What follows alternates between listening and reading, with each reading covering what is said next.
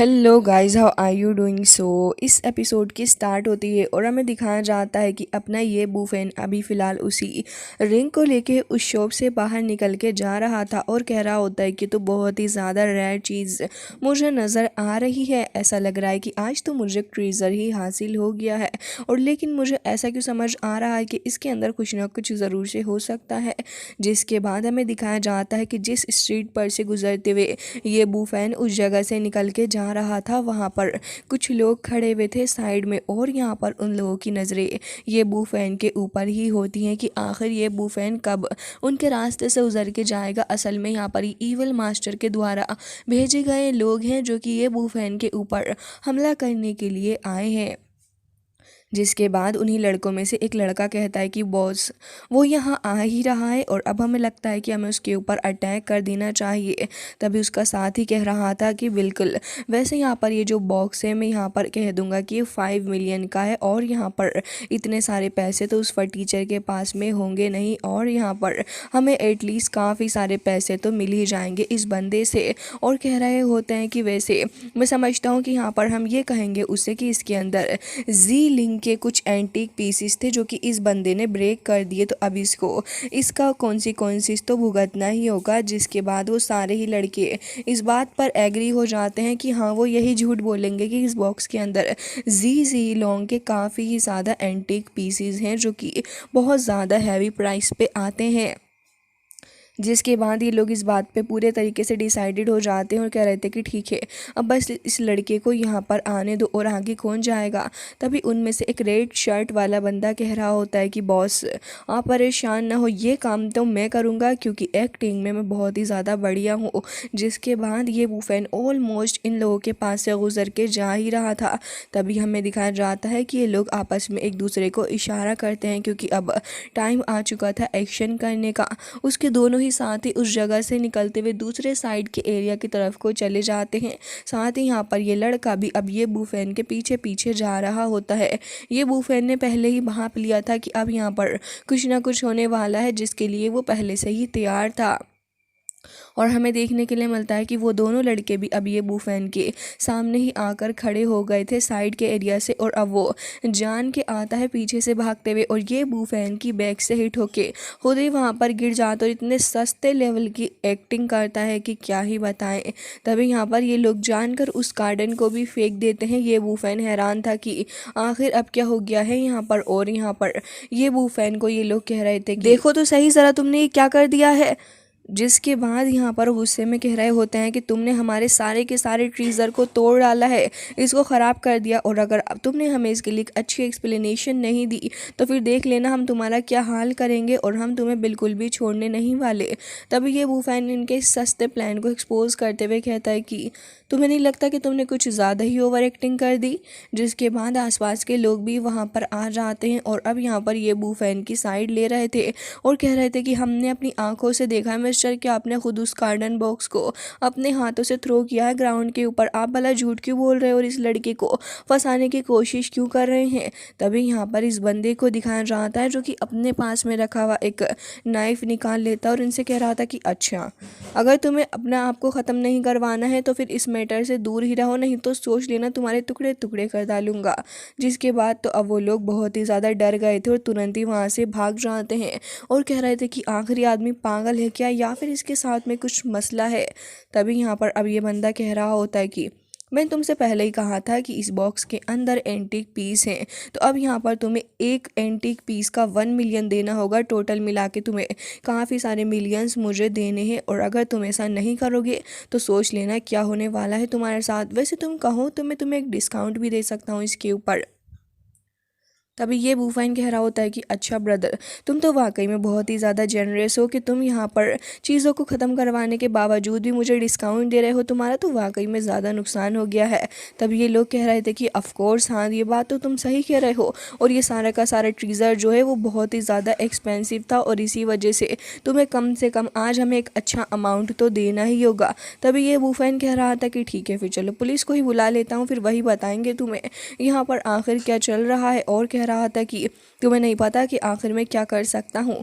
जिसके बाद ये लोग अब थोड़े से हेजिटेट करने लग जाते हैं क्योंकि इन्हें डर लग रहा था कि कहीं ये बूफेन सच में ही पुलिस को ना बुला ले, इससे तो इनके ऊपर एक काफ़ी ज़्यादा बुरा इम्पैक्ट भी पड़ेगा। तभी वो बंदा आगे आता है और कह रहा था कि ब्रदर असल में मेरी बात तो सुनो, क्या हम आपस में बात कर सकते हैं थोड़ी देर। तभी ये बूफेन अपना फ़ोन साइड में रख लेता और कह रहा था कि यू मीन प्राइवेटली। तभी यहाँ पर वो दोनों एक दूसरे को इशारा करते हैं और कह रहे थे कि यस बॉस, प्राइवेटली हमको आपसे कुछ बात करना है, चलिए चल के वर्क करते हैं।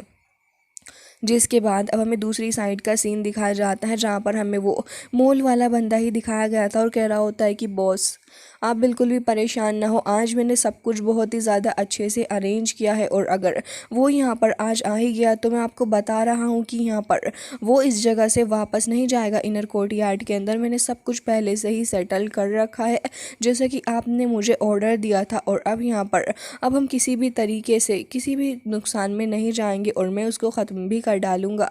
जिसके बाद हमें दिखाया जाता है कि वो बंदा उसी जेट को उठा के देखने लगा था जो कि कल ये बूफैन को भी मिला था और कह रहा होता है कि बॉस थैंक यू, आपका बहुत बहुत शुक्रिया।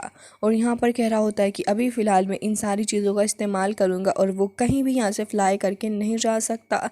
हालांकि हमें दूसरी तरफ दिखाया जाता है कि ये बूफैन ने इन लोगों को प्राइवेटली ला के बहुत ही ज़्यादा पीटा होता है, इनकी हालत काफ़ी ख़राब भी कर रहा होता है। लेकिन तभी उनमें से एक कह रहा था कि बॉस प्लीज़ मुझे तो छोड़ दो, मैंने कुछ भी नहीं किया, तुम्हें तो पता है कि मैं तो पहले से ही तुम्हारे द्वारा हिट करा गया हूँ।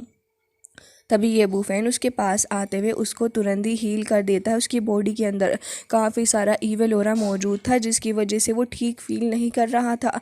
तभी ये बूफैन कह रहा था कि अब ज़रा खड़े होने की कोशिश करो, तुम ठीक हो जाओगे। जिसके बाद वो लड़का जैसे ही खड़ा होता है तो वो नोटिस करता है कि हाँ असल में वो ठीक हो गया है, उसकी बॉडी काफ़ी ज़्यादा लाइट उसको फील हो रही है और कह रहा था कि ब्रदर मैं तो पहले से काफ़ी ज़्यादा अच्छा फील कर रहा हूँ। तभी ये बूफैन उन सभी को बताता है कि तुम्हारी बॉडी के अंदर ईवल ऑरा मौजूद है जिसकी वजह से तुम सभी को ऐसा फील हो रहा है और अगर तुम वक्त पर अपने आप को मेडिसिन के थ्रू इलाज नहीं करवाओगे तो ये बात याद रखना तुम्हारी जान भी जा सकती है। तभी वो लड़का कहता है कि ऐसा कुछ भी नहीं है समझे तुम, और हम एकदम ही ठीक हैं और हम वैसे भी मेडिसिन ले रहे हैं वो भी टाइम पे। तभी ये बूफैन यहाँ पर देख रहा होता है अपने डिवाइन आई के थ्रू जहाँ पे वो बंदा तो ठीक था लेकिन जिन दोनों को ये बूफैन ने क्योर नहीं किया था वो अभी यहाँ पर ऐसे ही होते हैं। ये बूफैन कह रहा था कि मुझे पता है कि तुम गिंगसेन पिल को ले रहे हो लेकिन मैं तुम्हें बताना चाहूँगा कि गिंगसेन पिल भी खाने से तुम बहुत बड़े डेंजर के अंदर आ सकते हो। अब यहाँ पर ये लोग समझ जाते हैं कि ये बूफैन जेन्युइन है और वो झूठ नहीं बोल रहा। जिसके बाद वो उसे कह रहे होते हैं कि ब्रदर तुम्हारा बहुत बहुत शुक्रिया। असल में यहाँ पर वो एक बंदा है, फेड बंदा है और उसके फेस पे एक मॉल भी है और यहाँ उसने हमें काफ़ी ज़्यादा परेशान किया। इवन उस बास्टर्ड ने तो हमको मेडिसिन भी दी जिससे कि हमारी हालत वर्स्ट हो गई और ये कहा कि 50% ऑफ दे रहा है, मैं उस 50% को छोड़ूंगा नहीं। ब्रदर तुम वाकई में एक अच्छे इंसान लगते हो तो फिर मुझे लगता है कि अब हमें आपका साथ देना चाहिए। तभी ये बूफैन कह रहा था कि बिल्कुल इस मैटर को मैं अब अकेले ही सॉल्व कर लूँगा। तभी वो बंदा कह रहा था कि ब्रदर मैं बहुत ज़्यादा लकी हूँ कि आज आपसे मुलाकात हो गई। वैसे आप चाहें तो यहाँ से फ्रंट डोर से भी जा सकते हैं, अदरवाइज़ अगर आपको हमारी हेल्प की ज़रूरत हो तो हमें बता दीजिएगा, हम यहाँ पर आपका इंतज़ार कर रहे हैं। वैसे यहाँ पर आपको नहीं पता लेकिन उसने पहले से ही यहाँ पर एक आपको बुलाने के लिए जाल बिछाया हुआ है। जिसके बाद ये बूफैन कह रहा था कि ठीक है मैं इस बात को समझता हूँ। जिसके बाद वो लोग यहाँ पर अपने हाथों को एक दूसरे के साथ बांध कर बैठ जाते हैं जिससे कि ये बूफैन को सपोर्ट मिले इस वॉल के थ्रू दूसरी जगह पर जाने के लिए। और जैसे ही ये बूफैन एक अपना पैर रखता है तभी वो आराम से दूसरी जगह को फ्लिप कर लेता है। ये लोग देखकर हैरान थे कि ये बूफैन कोई एक्स्ट्रा ऑर्डिनरी पर्सन है क्या। जिसके बाद ये बूफैन उस कोर्ट यार्ड वाले एरिया के अंदर आ चुका था और कह रहा होता है कि ऐसा लग रहा है कि आज तुम बड़े अच्छे मूड में हो मोटू।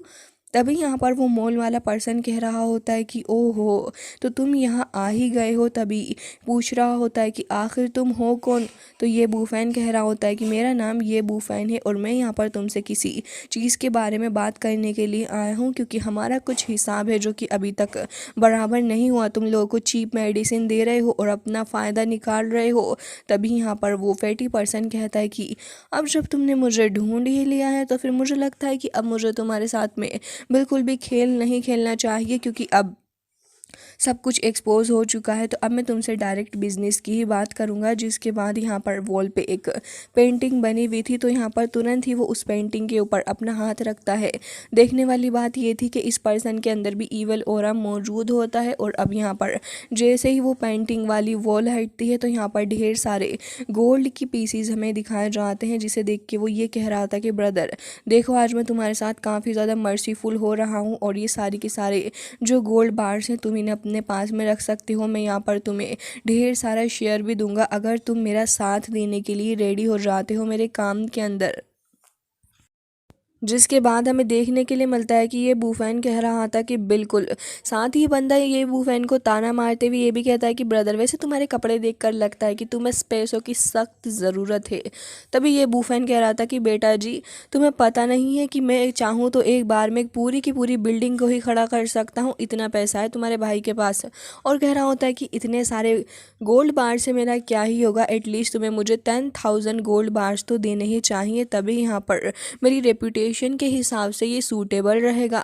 तभी ये फेटी देखता है तो ये बूफैन इतनी ज़्यादा बड़ी बड़ी बातें फेंक रहा है, तो अब ये बर्दाश्त नहीं कर पाता और कह रहा था कि यंग मैन, लग रहा है कि तुम अपनी हैसियत से ज़्यादा ही बोल रहे हो, और अब जब मैं तुम्हारे साथ में बिजनेस नहीं कर सकता हूँ तो फिर ठीक है, अब मैं तुम्हें सबक सिखाऊंगा। और रही बात इन बार्स की, तो इनके बारे में तो अब तुम भूल ही जाओ। जिसके बाद हमें ये देखने के लिए मिलता है कि इन गोल्ड बार के अंदर से भी ढेर सारा ईवल ऑरा निकल रहा था, और ये ईवल ऑरा जैसे ही चारों ही तरफ को फैलता है, तभी यहाँ पर वो वॉल भी बंद हो चुकी थी। और अब वो कह रहा होता है कि अब तुम यहाँ से बच के नहीं जा सकते, क्योंकि मैं तुम्हें बिल्कुल भी छोड़ने वाला नहीं हूँ। ये बूफैन इस डिज़ास्टर के लिए पहले ही रेडी हो चुका था, और वो समझ चुका होता है कि अब तो उसे इस ईवल पर्सन के साथ में फ़ाइट करनी ही होगी, क्योंकि अब ये ईवल पर्सन ये बूफैन को इतनी आसानी से नहीं छोड़ेगा, क्योंकि उसने सारे ही प्लान पहले ही बना लिया है। और अब यहाँ पर ये बूफैन कह रहा होता है कि ठीक है, चलो अगर तुम फाइट ही करना चाहते हो तो फिर फाइट करके भी देख लेते हैं। तो यहाँ पर हमें दिखाया जाता है कि ये ईवल पर्सन कुछ ऐसा करता है जिसके बारे में ये बूफैन को भी विश्वास नहीं होता कि असल में ऐसा कुछ उसके सामने हो रहा है। जैसे ही वो लाइटनिंग इस जगह पे आती है, तभी यहाँ पर कुछ बड़े बड़े से जाइंट लोग ये बूफैन के सामने खड़े हो चुके थे, और ये बूफैन इनको सेंस करके पहले ही समझ जाता है कि असल में ये तो वही ईवल घोस्ट हैं जिनसे ये बूफैन कल टकराया था जब वो मिस शैंग के साथ में था। और कह रहा होता है कि अच्छा, तो ये वही हैं। तभी हमें दिखाया जाता है कि ये जो ईवल स्पिरिट थी वो तुरंत ही ये बूफैन की तरफ अपने वेपन्स के थ्रू अटैक करने के लिए आगे आ रही होती है। तो फिर ये बूफैन भी अपनी हेवनली नीडल्स को निकाल लेता है, और अब उन्हीं नीडल्स का इस्तेमाल करते हुए इन लोगों के ऊपर अटैक करने वाला था। लेकिन तभी वो जो स्पिरिट थी वो दूसरी तरफ से आते हुए ये बूफैन के ऊपर अटैक कर देती है, क्योंकि यहाँ पर एक नहीं बल्कि दो जाइंट स्पिरिट्स होती हैं जो कि अपने आप में बहुत ही ज़्यादा पावरफुल थी, और देखने में तो वो वैसे ये बूफैन से भी 10 गुना ज़्यादा पावरफुल लग रही होती हैं। लेकिन ये बूफैन के पास में इतने सारे एंशिएंट मेथड और साथ ही मार्शल आर्ट की स्किल्स हैं, जिसकी वजह से ये बूफैन यहाँ पर इनसे डील करने में कामयाब भी हो रहा था। हालांकि वो पूरी कोशिश कर रहा होता है इन लोगों को टैकल करने की, लेकिन वो ऐसा करने में नाकामयाब नज़र आ रहा था। जिसके बाद ये बूफैन कह रहा होता है कि अगर तुम दोनों एक साथ अटैक करोगे तो फिर मेरे लिए काफ़ी ज़्यादा मुश्किल हो जाएगा एक साथ तुम्हें हैंडल करना। तभी वो मोटू कह रहा होता है कि अगर तुम यहाँ पर मेरी बात पहले ही मान लेते तो आज तुम्हें यहाँ पर रिग्रेट करने की ज़रूरत ही ना पड़ती। तभी ये बूफैन जवाब में कहता है कि अच्छा, मुझे लगता है कि रिग्रेट मुझे नहीं बल्कि तुम्हें करना पड़ेगा मोटू चाचा। और तुरंत ही आगे बढ़ते हुए ईवल स्पिरिट के ऊपर से होते हुए वो एक फ्लिप मारता है, और उसके बाद सही मौके का इंतज़ार में वो तुरंत ही इसके फोरहेड के ऊपर एक नीडल को लगा देता है। जिसके बाद जैसे ही वो सेकंड ईवल स्पिरिट अटैक करने जा रही थी, ये बूफैन वहाँ से हट जाता है और उन लोगों की आपस में ही हो चुकी थी। साथ ही वो नीडल को ये बूफैन निकालता और कह रहा था कि तुम्हारी गाइडेंस के लिए बहुत बहुत शुक्रिया। अब यहाँ पर ईवल स्पिरिट लगातार ये बूफैन के ऊपर अटैक पे अटैक करे जा रही होती हैं, लेकिन ये बूफैन आज पूरे तरीके से रेडी होकर आया है इनसे डील करने के लिए। हालांकि वो मोटू भी वहीं खड़ा हुआ सब कुछ देख रहा था। सो गाइज, इसी के साथ आज का ये एपिसोड हो जाता है एंड आई होप कि आपको ये पसंद आया होगा। मिलते हैं नेक्स्ट वीडियो में, तब तक के लिए bye bye, take care of your self.